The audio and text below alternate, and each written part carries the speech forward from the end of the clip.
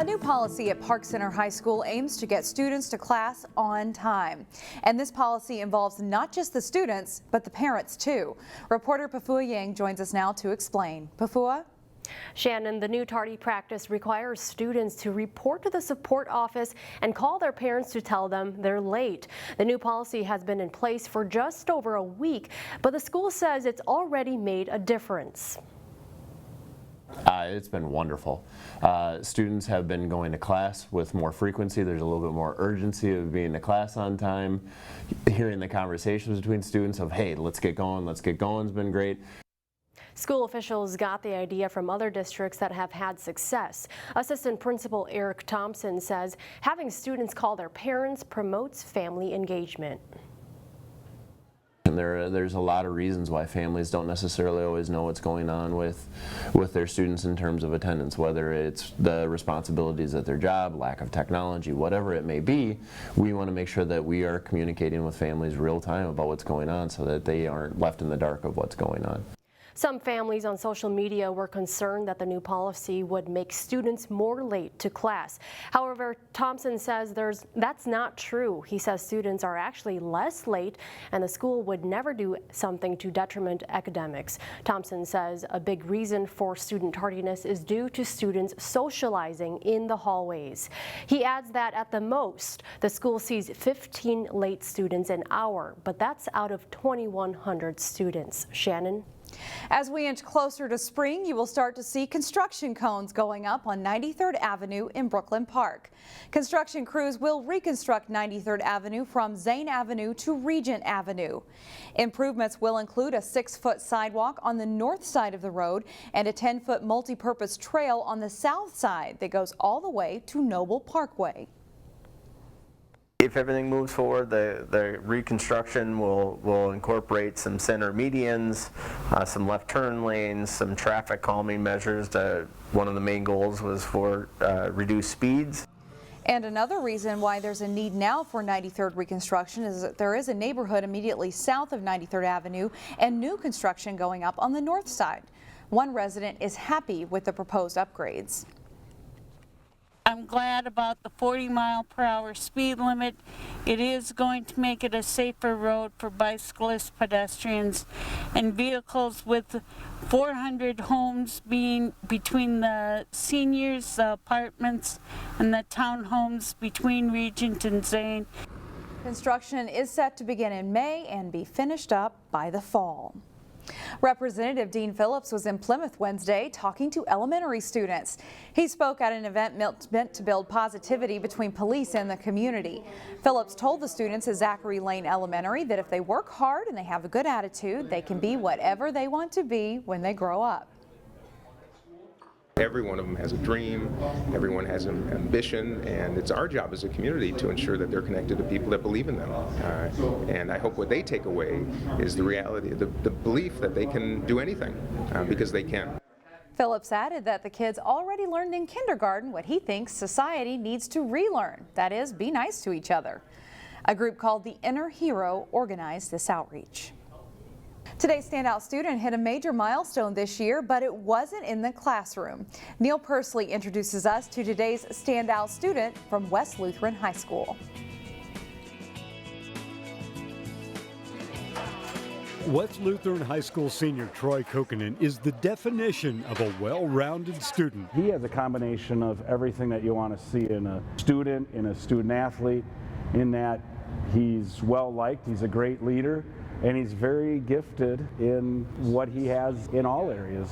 Marshall Applewhite, okay. Troy said religion was his favorite class, so that's where I met him. My religion class, it's my favorite because not only do I study the Bible and scripture, also other religions and cults that I don't really know. At least to me, it's really fascinating to find out like all the people believe in and what they devote their whole lives into. Besides his solid academics, Troy is a gifted athlete. He can play almost any sport, but by far basketball is his favorite. And this year, he hit a milestone. About 2 weeks ago, he hit the 1,000-point mark, which was a lot of fun for him. What was cooler for me was that just all the people that were there, I guess.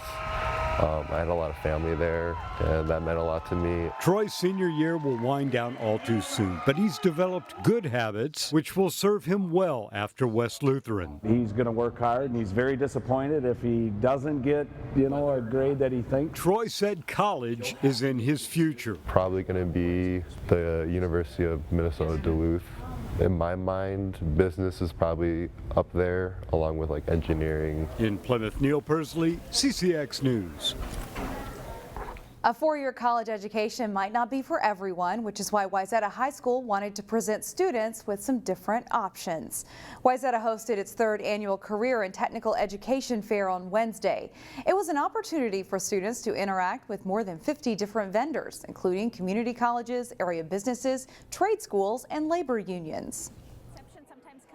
With students, they think that they need a four-year degree to have a better paying job, and sometimes there's more graduates who have those four-year degrees and they're all going after these same jobs, where students who are going into a technical field, they have those work-ready skills and they're ready to hit the workforce, and that's where the jobs are right now.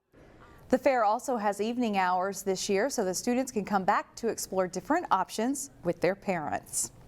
On Wednesday, we had a few special guests come through our television studios. These Robbinsdale Middle School students are part of a program offered through Hennepin Technical College that helps encourage students to go to college. We'll have more about it on our website, ccxmedia.org.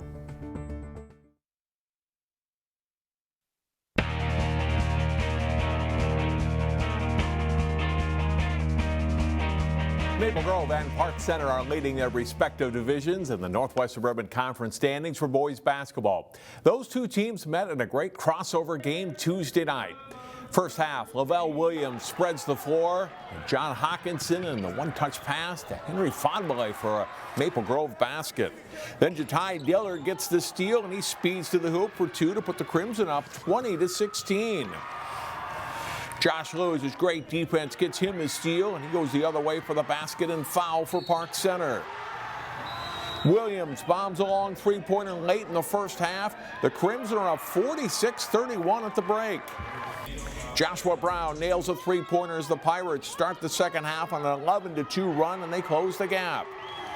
Williams zips a great pass to Sean O'Dwyer on the break. He scores for a 59-50 Maple Grove lead.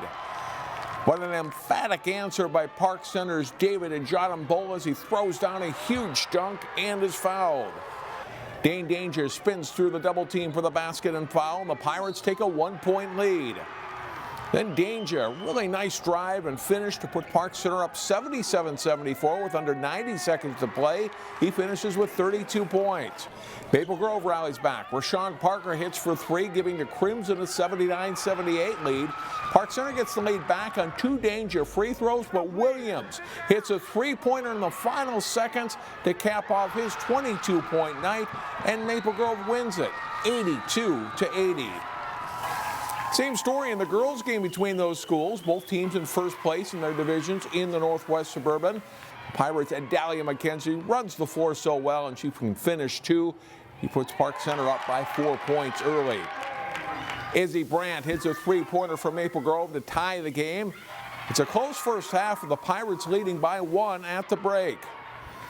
Early second half, Maple Grove goes in front. Kylie Baranek passes to Ari Gordon, slicing through the lane. That's 2 of her 13 points. Later, off a missed three-pointer, Abby Schulte in the right spot for a rebound, putback, and foul.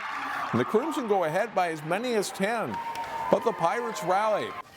It's McKenzie with a steal, and then she feeds Lauren Frost for a layup. Frost with 14 points, and Park Center's right back in it. McKenzie's hot from the outside in the second half, popping in 3 of her game-high 30 points here, right about her season average. Park Center rallies to beat Maple Grove 69-65, breaking the Crimson's 8-game winning streak. Yeah, we knew the game was going to be tough, and we knew they're a really good team, but our main focus was to just focus on our game and play our game in this big game. The top-ranked Hopkins girls basketball team owns wins over 6 other teams currently ranked in the top 10 in Class 4A. 7th-ranked St. Michael-Albertville took their second shot at knocking off the Royals Tuesday night at STMA. Hopkins forward Maya Najee is tough to defend, and the Knights had trouble doing so in this game. 2 early points here for the sophomore. Mackenzie Kramer hit 9 3-pointers in an STMA game last week at Wayzata and connects on 3 in the first 6 minutes of this game. This ties it at 15. Najee on the block, scores off the glass and is fouled. She scores 17 in the first half and 30 points on the night. Paige Beckers is an excellent jump shooter, and the UConn commit knocks down a 16-footer here for 2, and the Royals build an 8-point lead at halftime. Hopkins starts fast in the second half. Beckers to Taylor Woodson to an open KK Adams, who buries a 3 from the wing, and the lead is quickly up to 15.